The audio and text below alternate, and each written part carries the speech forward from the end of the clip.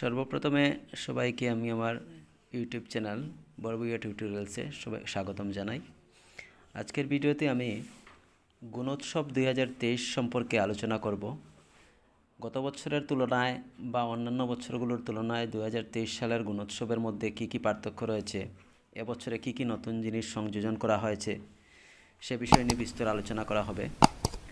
তো তার আগে জানিয়ে দেই, গত বছর যারা এ প্লাস গ্রেড পেয়েছিল তাদের জন্য একটু সুখবর। যদি তারা এবছরও এ প্লাস গ্রেড পায়, তবে যদি ওই স্কুলে কোনো কন্ট্রাকচুয়াল টিচার থেকে থাকেন, তিনি প্রথমেই সেসব শিক্ষকদেরকে রেগুলার করা হবে, রেগুলার অ্যাপয়েন্টমেন্ট হয়ে যাবে। তারপর যদি সেই স্কুলের কোনো শিক্ষক দূরে থাকেন, তিনি যদি ইচ্ছুক হন ট্রান্সফার নিয়ে উনি ওনার বাড়ির পাশে আসবেন, তো তাকে সেই ট্রান্সফারের ব্যবস্থা করে দেওয়া হবে।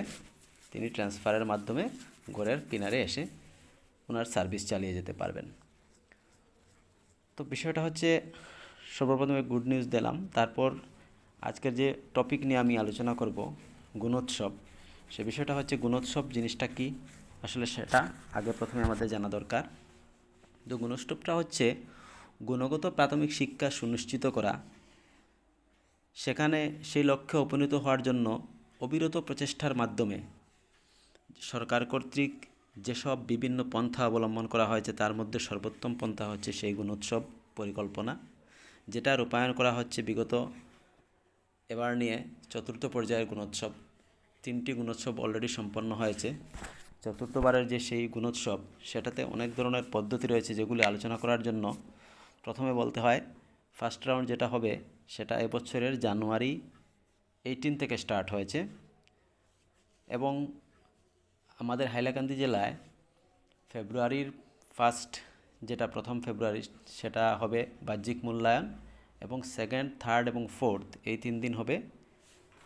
সেটা হচ্ছে প্রথমটা হচ্ছে স্বকীয় মূল্যায়ন, সেটা স্কুলে হবে, এবং পরের 3টা হচ্ছে বাহ্যিক মূল্যায়ন, সেগুলো সেকেন্ড, থার্ড এবং ফোর্থে হবে। ওই সেকেন্ড, থার্ড এবং ফোর্থের যে 3 দিনগুলো রয়েছে, সেসব দিনে এক্সটার্নাল ইভ্যালুয়েটর কর্তৃক শেষ মূল্যায়নটি অনুষ্ঠিত হবে। তো প্রথম সেকেন্ড ডে যেটা, অর্থাৎ ফার্স্ট ডের পরের দিন যেটা রয়েছে, সেটা হচ্ছে একটি স্কুলে একদিনেই হবে। তো জানা গেছে যে 200 বা 250 থেকে, যারা ছাত্র সংখ্যা 250 বেশি যে স্কুলে রয়েছে, সেখানে এক্সটার্নাল ইভ্যালুয়েটর 2 জন করে দেওয়া হবে। এটা কিন্তু নিশ্চিত নয়, তথ্যসূত্রের খবরে শোনা গেছে, কিন্তু গত বছরে এরকম হয়নি, সেটা নতুন শোনা যাচ্ছে। আরেকটা জিনিস হচ্ছে, পূর্বের গুণোৎসবের মতো কিন্তু স্বকীয় মূল্যায়ন যদিও প্রথম দিনে হচ্ছে এবং পরের দিন বাহ্যিক মূল্যায়ন হচ্ছে, এবং বাহ্যিক মূল্যায়নে এক্সটার্নাল ইভ্যালুয়েটর থাকছেন, স্বকীয় মূল্যায়নে থাকছেন না, কিন্তু ডিফারেন্সটা হচ্ছে ওই জায়গায়, স্বকীয় মূল্যায়নের যে মার্কগুলো আমরা পূর্বে দিয়েছিলাম ছাত্রদেরকে, সেই মার্ক কিন্তু কাউন্ট করা হতো।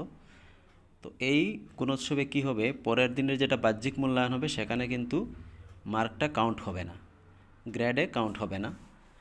আর একটা কথা হচ্ছে, স্বকীয় মূল্যায়ন ফার্স্ট, সেকেন্ড, থার্ড, ফোর্থ যে ফেব্রুয়ারি যেটা অনুষ্ঠিত হবে, ফার্স্ট না, সেকেন্ড, থার্ড এবং ফোর্থ, সেই মূল্যায়নগুলোতে বাহ্যিক মূল্যায়ক যিনি বাইরে থেকে আসবেন, তিনি যেসব ক্ষেত্রের উপর বিদ্যালয়ের মূল্যায়ন অনুষ্ঠিত করবেন বা শৈক্ষিক ক্ষেত্রে মূল্যায়ন অনুষ্ঠিত করবেন, সেক্ষেত্রে গ্রেডিংয়ের যেটা ব্যাপার রয়েছে, গতবারও ছিল সেরকমই, সহবিদ্যায়তনিক এবং অন্যান্য ক্ষেত্রে স্কলাস্টিক বা আদার্স বলা হয়, সেটার ক্ষেত্রে হবে গ্রেডিং, সমাজ অংশগ্রহণ অর্থাৎ কমিউনিটি পার্টিসিপেশনের ক্ষেত্রে হবে, এবং পরিকাঠামোগত উন্নয়ন বা ইনফ্রাস্ট্রাকচার যেটা, সেটার উপর হবে। তো গ্রেডিংটা এরকমভাবে হবে, বিদ্যায়তনিক যেটা স্কলাস্টিক রয়েছে, সেটাতে যেমন উভয় ক্ষেত্র কৌশল, পঠন, লিখন, সাংখ্যিক ধারণা, প্রাথমিক গাণিতিক জ্ঞান, সেসবগুলো থেকে থাকবে 90%, এবং 2 নম্বরে থাকছে সহবিদ্যায়তনিক এবং অন্যান্য ক্ষেত্রে থাকবে 5%, আর সমাজের অংশগ্রহণ এবং অন্যান্য ক্ষেত্রে থাকবে আরও 5%। তো মোট 5% এবং 5% মিলে হলো 10%, আর সাংখ্যিক ধারণা, প্রাথমিক জ্ঞান, উভয় কৌশল, পঠন, লিখন থেকে থাকছে 90%, অর্থাৎ 100%। পরিকাঠামো অংশটি কিন্তু বিদ্যালয় গ্রেডিংয়ের জন্য বিবেচনা করা হবে না। তারপর স্বকীয় মূল্যায়ন অর্থাৎ সেলফ ইভ্যালুয়েশনের দিনে স্কুল ইভ্যালুয়েশন এবং রিডিং স্কিলের ইভ্যালুয়েশন হবে। তারপরের 3 দিন এক্সটার্নাল ইভ্যালুয়েশন হবে, একটি বিদ্যালয়ে একদিন করে ধার্য করা হবে, পূর্বেই বলেছি, ওই দিনে এক্সটার্নাল ইভ্যালুয়েটর এর উপস্থিতিতে মূল্যায়ন অনুষ্ঠিত হবে। ছাত্রছাত্রীর reading skill, writing skill, mathematical skill অর্থাৎ নিউমারেসি স্কিল এবং স্কুল ইভ্যালুয়েশন করা হবে এবং সাথে সাবজেক্ট বেসড ইভ্যালুয়েশন অনুষ্ঠিত হবে।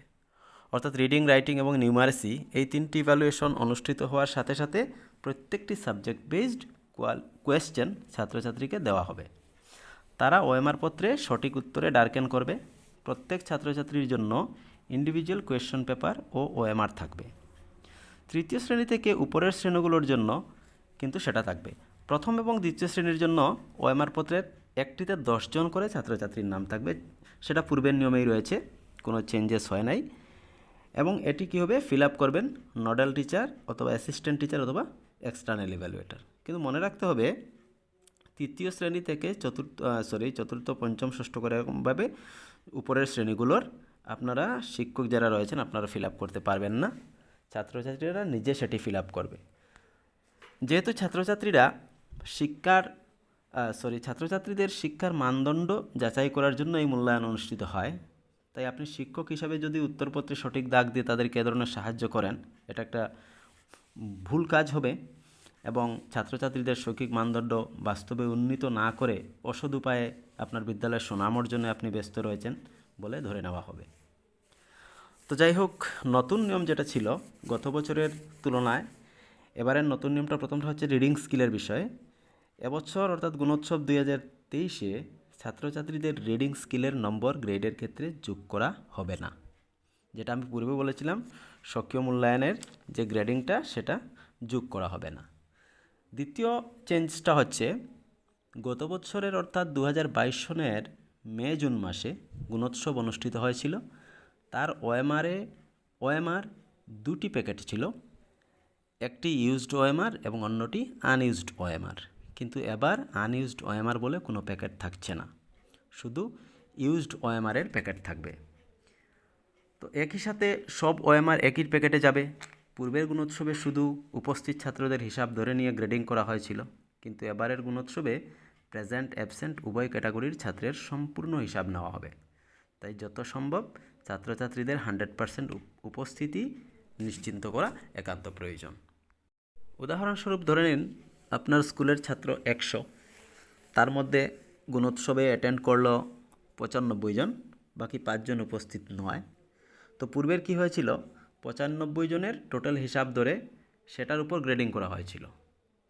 কিন্তু এখন 100 টোটাল ছাত্র আছে আপনার, ওই 100-র উপর গ্রেডিং করা হবে। আপনার 5 জন অ্যাবসেন্ট, সেই অ্যাবসেন্ট ফর্ম যেগুলো ওএমআর আছে সেগুলোও কিন্তু ওই ফিল আপ ফরম্যাটের সাথে যাবে, ওএমআরের সাথে যাবে এবং হিসাবে ওই 5টি ইনক্লুড হবে।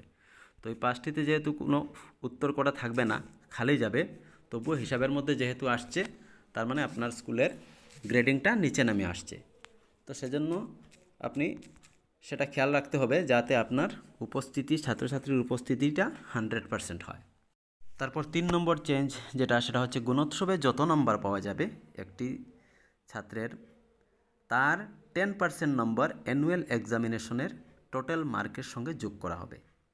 যদিও আমাদের বিদ্যালয়গুলিতে অ্যানুয়াল এক্সামিনেশন হয় না, আমরা 4টি মূল্যায়ন নিয়ে থাকি এবং 4টি মূল্যায়নের পরে মোট নম্বর মিলিয়ে আমরা একটি রেজাল্ট প্রস্তুত করে থাকি। সেই মোট নম্বরের সাথে কিন্তু গুণোৎসবের সেই 10% যোগ করা হবে। আরও একটা বিশেষ সূত্রের খবর মতে জানা গেছে যে প্রতি বছরের আমরা যে গুণোৎসবটা ফেস করব, সেটা কিন্তু এখন আমাদের কাছে নির্ধারিতভাবে তারিখ দেওয়া থাকে না। গুণোৎসবের কিছুদিন পূর্বে আমরা জানতে পারি, কিন্তু পরবর্তীতে এমনটা শোনা গেছে যে গুণোৎসবের তারিখটা নির্দিষ্টভাবে আমাদের একাডেমিক ক্যালেন্ডারে উল্লেখ করা থাকবে। তখন কী হবে, আমাদের আর কাউকে জিজ্ঞেস করে জানতে হবে না যে গুণোৎসব কবে হচ্ছে বা কোন মাসে অনুষ্ঠিত হচ্ছে, সেটা একাডেমিক ক্যালেন্ডারে পূর্বে থেকেই ছাপানো থাকবে। 4 নম্বর চেঞ্জেস সেটা হচ্ছে পূর্বের গুণোৎসবগুলোতে প্রথম দিন অর্থাৎ সেলফ ইভ্যালুয়েশনের দিনে রিডিং স্কিল হয়ে যেত।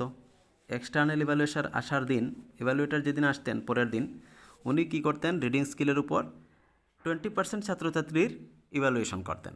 এবার কিন্তু উনি চাইলে 100% ছাত্রছাত্রীদের ইভ্যালুয়েট করতে পারবেন। তবে বেশি সংখ্যক ছাত্রছাত্রীর ক্ষেত্রে 400-500 ছাত্র যদি থাকে বা 250-300 থাকতে পারে, কোনো কোনো স্কুলে আছে এরকম, সেসব ক্ষেত্রে এক্সটার্নাল ইভ্যালুয়েটর বিবেচনা করবেন যে উনি 100% নেবেন কি সময় কম ব্যয় করার জন্য উনি কম ছাত্রদের এভালুয়েট করবেন সেটা ওনার উপর নির্ভর করবে। তো এটা ছিল সংক্ষেপে গুণোৎসব সম্পর্কিত বিষয়ে আলোচনা। আরও বিভিন্ন কিছু বলার রয়েছে, প্যাকেটিং কীভাবে করতে হবে, অনেক কিছু তা আমি পরবর্তী ভিডিওর মাধ্যমে জানিয়ে দেব।